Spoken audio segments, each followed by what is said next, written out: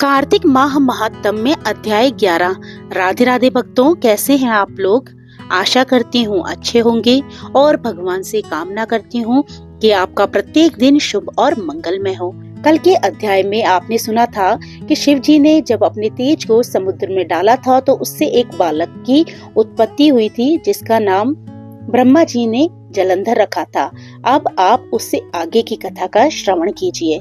आप इस कथा में अंत तक बने रहिएगा और अगर आपको ये कथा अच्छी लगे तो आप मेरे चैनल को सब्सक्राइब करना मत भूलिएगा।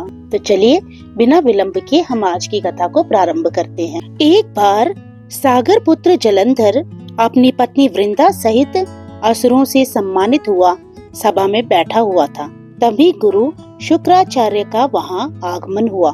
उनके तेज से सभी दिशाएं प्रकाशित हो गई।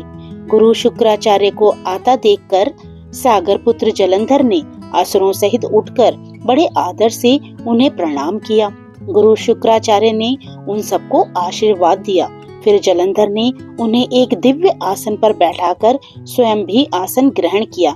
फिर सागर पुत्र जलंधर ने उनसे विनम्रता पूर्वक पूछा, हे गुरुजी, आप हमें ये बताने की कृपा करें कि राहु का सर किसने काटा था। इस पर दैत्य गुरु शुक्राचार्य ने विरोचन पुत्र हिरण्यकश्यपु और उसके धर्मात्मा पौत्र का परिचय देकर देवताओं और असुरों द्वारा समुद्र मंथन की कथा संक्षेप में सुनाते हुए बताया कि जब समुद्र से अमृत निकला तो उस समय देव रूप बनाकर राहु भी पीने बैठ गया। इस पर इंद्र के पक्षपाती भगवान विष्णु ने राहु का सिर काट डाला। अपने गुरु के मुख से इस प्रकार के वचन सुनकर जलंधर के क्रोध की सीमा न रही। उसके नेत्र लाल हो गए।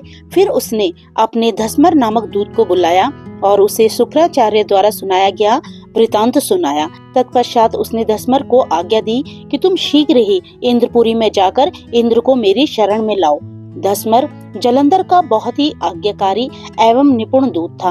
वह जल्द ही इंद्र की सुधर्मा नामक सभा में जा पहुंचा और जलंधर के शब्दों में इंद्र से बोला, हे देवता धाम, तुमने समुद्र का मंथन क्यों किया और मेरे पिता के समस्त रत्नों को क्यों ले लिया।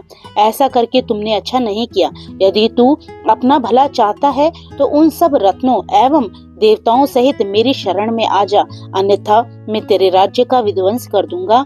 इसमें कुछ भी मिथ्या नहीं है। इंद्र बहुत विस्मित हुआ और कहने लगा, पहले मेरे भय से सागर ने सब पर्वतों को अपनी कुक्षी में क्यों स्थान दिया और उसने मेरे शत्रु दैत्यों की रक्षा क्यों की। इसी कारण मैंने उनके सब रत्न हरण किए हैं। मेरे द्रोही सुखी नहीं रह सकते, इसमें संदेह नहीं है। इंद्र की ऐसी बात सुनकर वह दूत शीघ्र ही जलंधर के पास आया और सब बातें कह सुनाई। उसे सुनते ही वह दैत्य मारे क्रोध के अपने ओष्ठ फड़फड़ाने लगा और देवताओं पर विजय प्राप्त करने के लिए उसने उद्योग आरंभ किया। फिर तो सब दिशाओं पाताल से करोड़ों दैत्य उसके पास आने लगे। शुंभ निशुंभ आदि करोड़ों सेनापतियों के साथ जलंधर इंद्र से युद्ध करने लगा। शीघ्र ही इंद्र के नंदन वन में उसने अपनी सेना उतार दी। वीरों की शंख ध्वनि और गर्जना से इंद्रपुरी गूंज उठी। अमरावती छोड़ देवता उससे युद्ध करने चले। भयानक मार काट हुई। असुरों के गुरु शुक्राचार्य अपने मृत संजीवनी विद्या से और देव गुरु बृहस्पति द्रोणागिरि से औषधि लाकर जिलाते रहे। इस पर जलंधर ने क्रुद्ध होकर कहा कि मेरे हाथ से मरे हुए देवता जी कैसे जाते हैं। जिलाने वाली विद्या तो आपके पास है। तत्पश्चात ये सागर पुत्र युद्ध भूमि में आकर बड़ी तीव्र गति से देवताओं का संहार करने लगा। जब बृहस्पति जी औषधि लेने गए तो द्रोणाचल को उखड़ा हुआ शून्य पाया। वह भयभीत हो देवताओं के पास आए और कहा कि युद्ध बंद कर दो, जलंधर को अब नहीं जीत सकोगे। पहले इंद्र ने शिव जी का अपमान किया था। ये सुन देवता युद्ध में जय की आशा त्याग इधर उधर भाग गए। सागर पुत्र निर्भय हो अमरावती में घुस गया। इंद्र आदि सब देवताओं ने गुफाओं में शरण ली। तो भक्तों, आज का अध्याय यहीं पर विराम लेता है। इससे आगे की कथा कि इस युद्ध में क्या हुआ आप कल के अध्याय में सुनेंगे। तो आप इस कथा में मेरे साथ अंत तक बने रहिएगा और अगर आपको ये कथा पसंद आई हो तो इसे लाइक करना मत भूलिएगा। तो फिर प्रभु का नाम लेते रहिए, पुण्य के भागी बनते रहिए। जय श्री कृष्णा, राधे राधे।